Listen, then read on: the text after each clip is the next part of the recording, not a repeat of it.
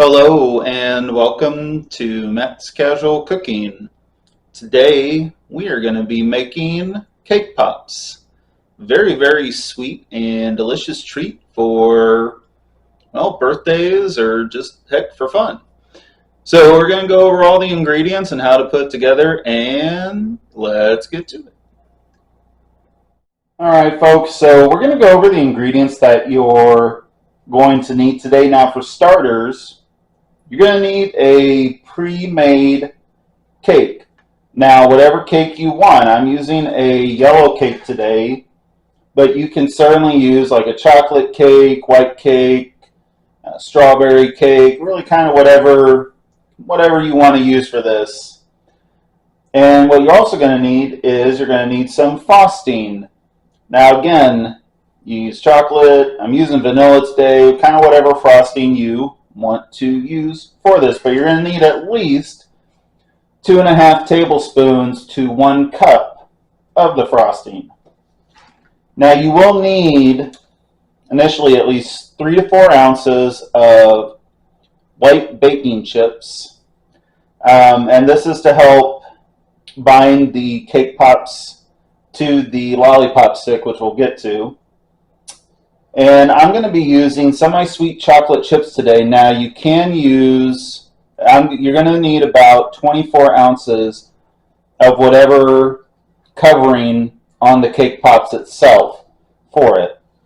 So, but it can be dark chocolate if you want. Again, you can also use 24 ounces of white chocolate, whatever you want. Now you are also going to need, for some of your hardware, you're going to need cake pop sticks, or you can actually use, I have lollipop sticks here, and they work really well for this as well.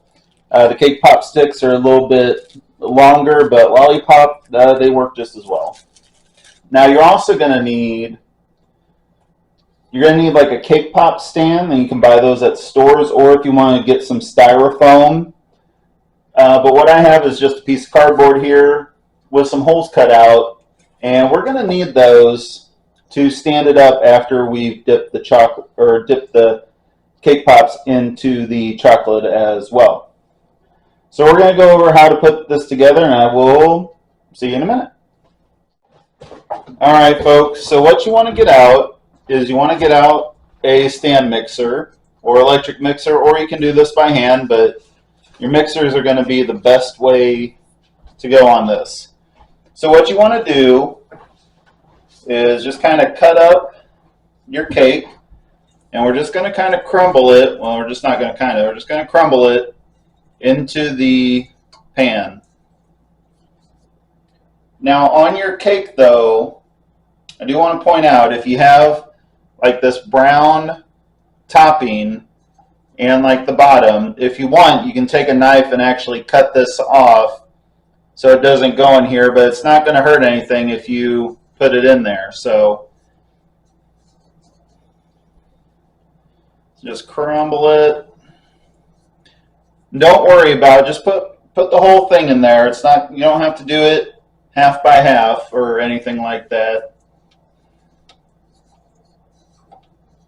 Now it doesn't have to be small pieces. Just get it in here and crumble it the best you can. By hand. All right. Now what we're going to do is we're going to turn the mixer on. I'm just going to turn it on like a low to maybe medium, and you're going to beat it until you start getting a lot smaller crumbs of this. Now one thing you can do at this juncture, you can add actually like some sprinkles in here if you're not using like confectioner's cake or like a birthday cake with the sprinkles in it. You can add them here and actually beat it into here, and it's pretty cool. So go ahead and do that, and I will move on to the next step. Alright folks, so you can see it's a lot more crumbly. And that's really what we're looking for, just a nice crumble. It doesn't have to be fine pieces or anything.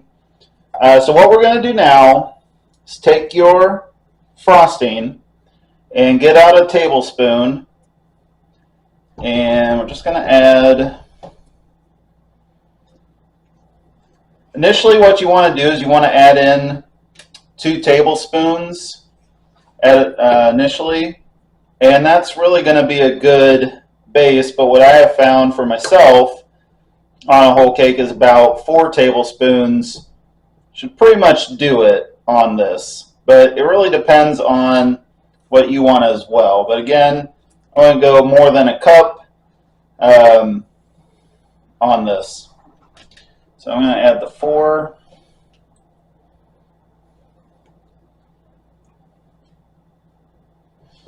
All right. So what we're looking for now is go ahead and we're going to beat it again. And what you're looking for is like a wet sand consistency. And that's really going to help it when we put it in the freezer to combine together and hold. So go ahead and beat it, and I will see you as soon as it's done. All right, folks, so this is pretty much done. You can see it's kind of sticking together, and that's really what we're looking for. So what we're going to do now is you just kind of want to eyeball it, or if you want, you can get out a tablespoon again for this, and we're going to want about 2 tablespoons worth of dough in this, and then just go ahead and take it. Just run it between your hands. Form it into a ball. And then what I like to do is get out like a good baking dish with some parchment paper and just go ahead and set it down here. That's really all you got to do. So go ahead and do that, and then we'll move on to the next step. All right, folks, so all the balls have been rolled, and what you want to do now, so we already went ahead and did it, is you want to take your white chocolate chips, put them in a bowl, and melt them in the microwave at 30-second intervals, and whisk it each time until it's nice and melted. So what we're going to do now, take your stick, whatever stick you're using, and we're just going to dip a little bit on the top, and we're just going to push it in there. Now you don't want to push it all the way through, you just want to push it about halfway. Another thing you can do is, if you want, go ahead and just poke a hole in it first. Take a little bit of the chocolate, just kind of try to get a little bit in the hole first. This will just help it stick a little bit better to the cake pop. So go ahead and do that, and then we will move on to actually freezing or refrigerating them. So I will see you in a minute. All right, folks, so you can see we're done. We've got all the sticks in. So what we're going to do now is, these are not good enough yet to actually dip into the frosting, because if we did, these would actually just fall off. They're just kind of soft. So we've got 2 options here to kind of really firm them up so we can do what we want to do. Is you can put it in the refrigerator for, I'd say, about 1 to 4 hours, depending on where you put it. Your other option, if you want to kind of make these a little bit quicker, is you want to stash them in the freezer for about half an hour to 45 minutes, but I would say no longer than 1 hour. So go ahead and do what you want to do, and then we will return. So I will see you then. All right, folks, so our cake pops are out of the freezer. I got them set off to the side. And what we're going to do now is we're actually going to melt the chocolate. I got all 24 ounces in here. Now, as you can see, I have a double boiler. Now, this is the best way to melt this many chips. You could do it in the microwave, but it's going to take you a lot longer. And if you've never used double boiler before, what you do is you get a pot, doesn't matter what size, get a bowl to sit on top of it, and I prefer the glass for this. And what you do is you put water in here, but you don't fill it so high that it hits the bottom of this. And then what you want to do is, obviously, you see I got the pot sitting on there, and or the bowl sitting on the pot, and I've turned this to medium, about medium high, and just take like a spatula, and you just want to kind of move it around. You can kind of see, maybe a little bit, but I can tell the bottom has started to melt a little bit. And you just want to keep doing this until all the chips are melted. So once that's done, we'll move on to actually dipping the cake pops in the chocolate. So I will see you then. Alright folks, so the chocolate is melted. And what you want to do is, if you're using double boilers, you want to go ahead and just keep it on there, but off of the heat, because we want to keep this warm. We want to keep this as liquidy as possible to make sure these work.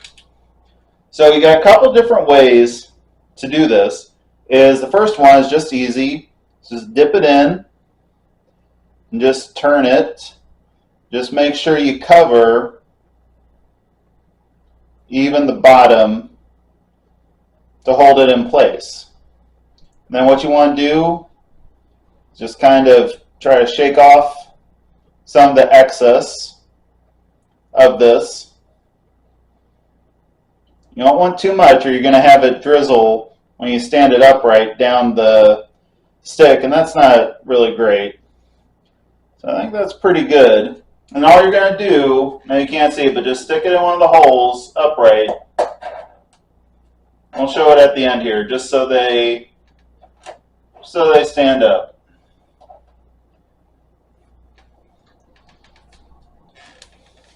Your other way to do this, and this is a good way, is if you're getting low on chocolate after a while, is what I like to do is take a big old scoop,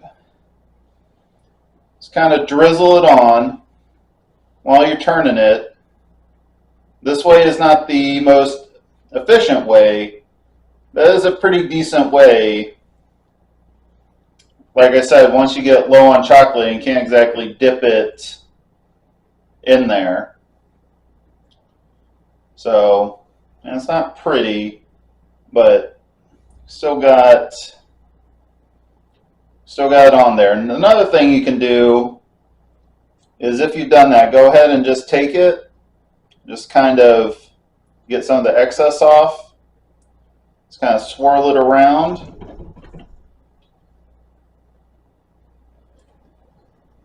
And that's not really working anymore. Okay. And just shake the excess off. So what I'm going to do now is I'm going to go ahead and cover all these with the chocolate. Does not want to come off. So go ahead and do that, and I will see you at the end. Alright folks, so you can see we are done. We got some nice chocolate on top of the cake pops. Now I did forget to mention at the end, if you want to add any frosting on top of these, or if you're dipping them, if you got any sprinkles after you dip them in chocolate, I would dip them in the sprinkles before you actually put it on. So if you enjoyed making this recipe today, like, subscribe, share, please leave a comment below. And I want to thank you for watching, and come back next week with me for another fun food journey. So take care, and thanks for watching. Bye.